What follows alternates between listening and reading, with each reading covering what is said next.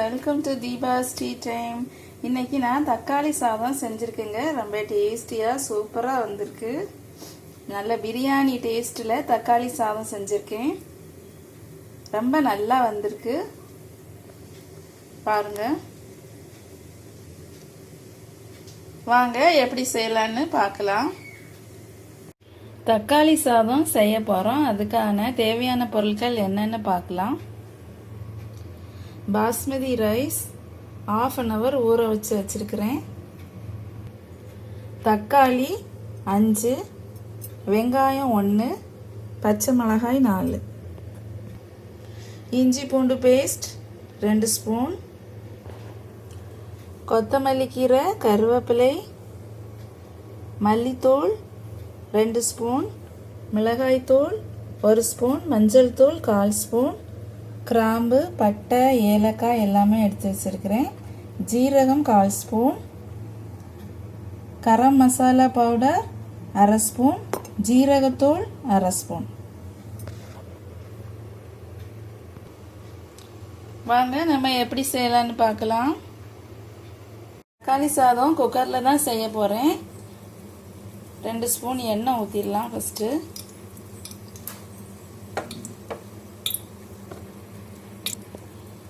எண்ணெய் சூடாயிடுச்சு.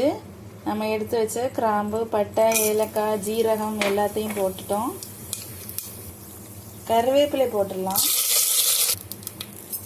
வெங்காயம் போட்டுடலாம். வெங்காயம் போட்டுட்டோம். 1/4 ஸ்பூன் உப்பு போட்டுடலாம். உப்பு போட்டுட்டு நல்லா வதக்கி விட்டுடலாம். நல்லா வதங்கட்டும். வெங்காயம் நல்லா வதங்கிடுச்சு, சாஃப்ட் ஆயிடுச்சு. நம்ம பச்சை மிளகாய் போட்டுடலாம். பச்சை மிளகாவையும் நல்லா வதக்கி விட்டுருவோம்.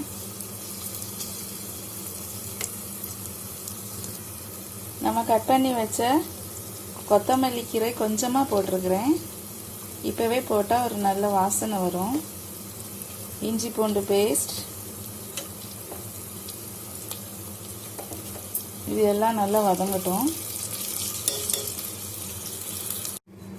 வெங்காயம் நல்லா வதங்கிடுச்சு. நம்ம இப்போ தக்காளி போட்டுடலாம்.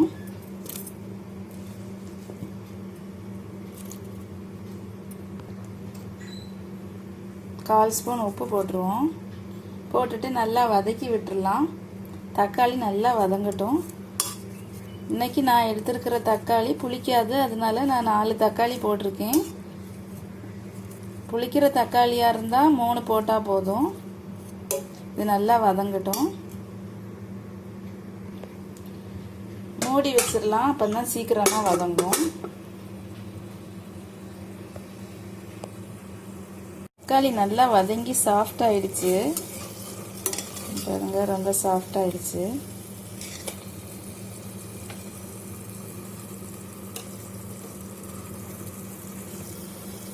இப்போ நம்ம எடுத்து வச்ச மிளகாய் தூள், மஞ்சள் தூள், மல்லித்தூள்,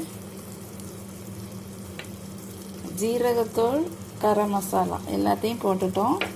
போட்டுட்டு நல்லா மிக்ஸ் பண்ணிடுவோம்.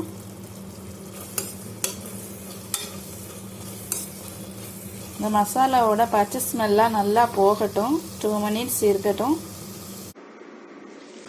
நம்ம இப்போ தண்ணி ஊற்றிடலாம். நம்ம எவ்வளவுக்கு ரைஸ் எடுத்துருக்கோமோ அதுக்கு 1.25 பங்கு தண்ணி ஊற்றிக்கலாம். பாஸ்மதி ரைஸ்னால 1.25 பங்கு ஊற்றினா போதும். நீங்கள் சாதாரண ரைஸில் செய்கிறதா இருந்தால் கொஞ்சம் கூட தண்ணி ஊற்ற வேண்டியது இருக்கும்.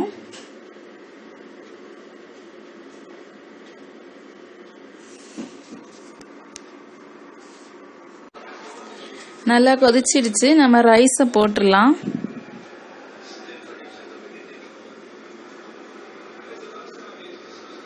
எல்லா ரைஸுமே நம்ம போட்டுட்டோம். இப்போ 1/2 ஸ்பூன் நெய் சேர்த்துடலாம். நெய் நல்ல ஒரு வாசனையை கொடுக்கும்.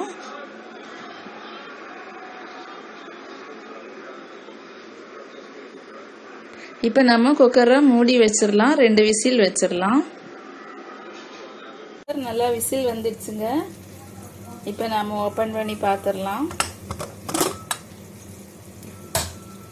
ரைஸ் நல்லா வந்து சூப்பராக வந்திருக்கு பாருங்க. தக்காளி சாதம் ரெடி ஆயிடுச்சு. மல்லிக்கீரை போட்டுடலாம்.